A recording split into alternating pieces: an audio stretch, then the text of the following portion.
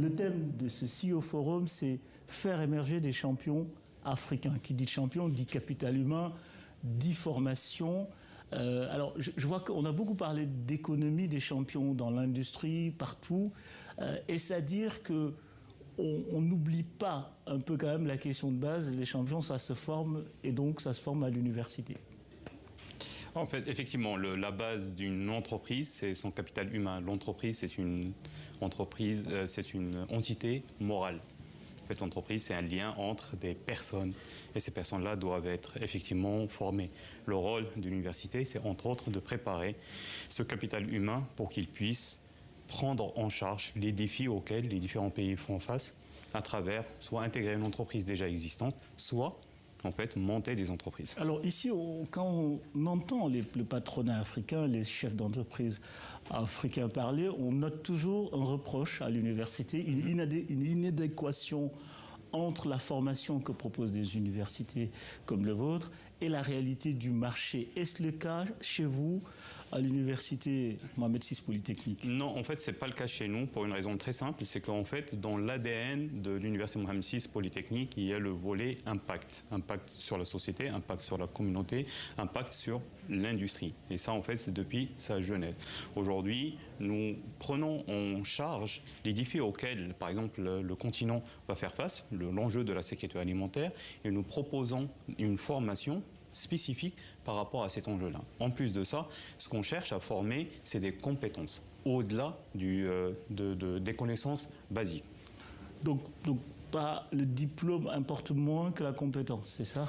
Exactement. Et donc c'est pour ça que nous avons, au niveau de l'UM6P, des formations dites non conventionnelles, où en fait on met l'accent plus sur les compétences, sur la façon de travailler en groupe. Toutes les entreprises cherchent à s'appuyer sur des groupes qui s'entendent bien, des personnes qui travaillent bien ensemble.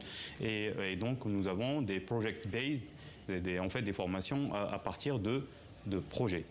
La deuxième chose, c'est ce qu'on appelle le learning by doing. C'est en fait l'expérimentation au cœur de l'apprentissage. C'est ça en fait la raison d'être des plusieurs curriculums que nous avons au sein de l'UM6P. Alors, on entend beaucoup la jeunesse ici qui adresse une critique assez récurrente, le coût des études. On sait que l'université Mohamed VI Polytechnique a un des campus les plus modernes d'Afrique et j'imagine que ça ne doit pas coûter, c'est pas gratuit. Non, c'est pas gratuit, mais en fait, juste pour votre information, plus de 80% des étudiants de l'université Mohamed VI Polytechnique sont boursiers. Donc nous avons plusieurs formations qui sont gratuites pour les étudiants. L'objectif étant de donner l'opportunité à plus d'Africains d'avoir accès Quand vous dites boursier, l'enseignement est gratuit? Exactement. D'accord. Pour qui? Ben, en fait, il faut passer les concours de sélection. Donc, en fait, c'est sur la base d'un concours d'accès.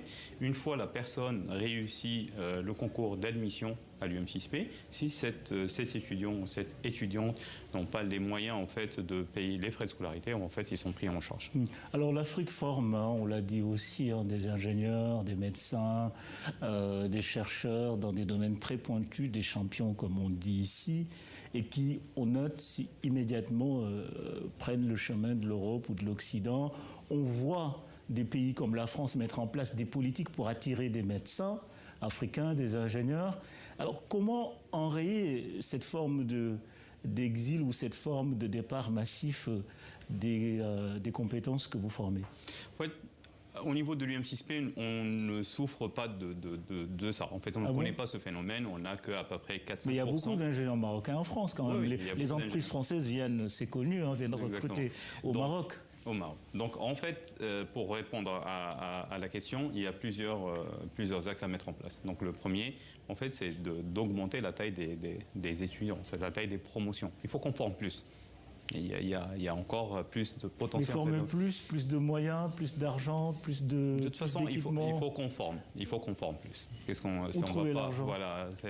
En fait, on trouvera l'argent. L'investissement qui est fait au niveau, la quote-part dans l'enseignement, dans le PIB, en fait, reste encore en deçà par rapport à la moyenne mondiale. Deuxièmement, c'est en fait de créer les conditions d'attractivité pour que les jeunes puissent rester. Et auquel cas, parlons en fait des opportunités que, par exemple, le changement climatique offre en Afrique.